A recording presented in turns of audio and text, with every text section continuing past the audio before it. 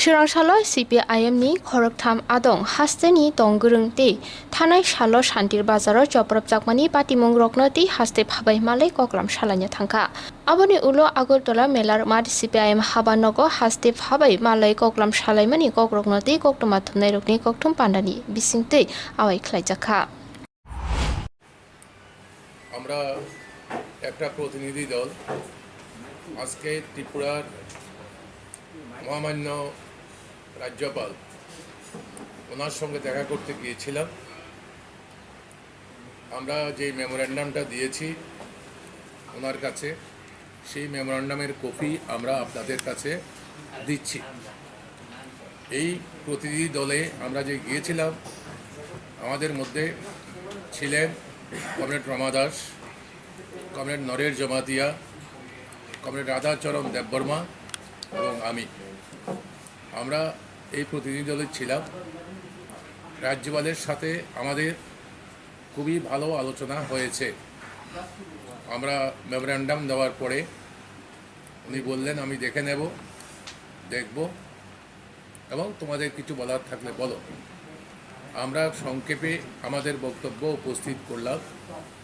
উপস্থিত করার পরে উনি যে মন্তব্যটা করলেন সেটাই শুধু আপনাদের কাছে তুলে ধরবার জন্য আমরা আপনাদেরকে ডেকেছি। বলেছেন প্রত্যেক রাজনৈতিক দল তার নিজ নিজ কার্যকলাপ আমার এই রাজ্যের মধ্যে করবার অধিকার আছে। উনি বলেছেন, মাননীয় রাজ্যপাল বলেছেন যে উনি আজকে বিকেলবেলা আমাদের রাজ্যের মাননীয় মুখ্যমন্ত্রী এবং ডাইরেক্টর জেনারেল অফ পুলিশকে ডেকে পাঠিয়েছেন। উনি আরও বলেছেন উনি বিজেপি প্রেসিডেন্টকে ডাকবেন, উনি ডিস্ট্রিক্ট ম্যাজিস্ট্রেট এবং এসপির সাথে কথা বলবেন। উনি বলেছেন যে ত্রিপুরায় প্রত্যেক রাজনৈতিক দল তার নিজস্ব কর্মসূচি করার যে সাংবিধানিক অধিকার, সেই সাংবিধানিক অধিকার অবশ্যই থাকবে। এই কথা বলবার পরে এই কথাগুলো আমরা আলোচনা হচ্ছিল, উনি এই কথা দিয়েছেন। কথা দিয়ে আমরা যখন চলে আসছি, উঠেছি, সর্বশেষ আমি জিজ্ঞেস করলাম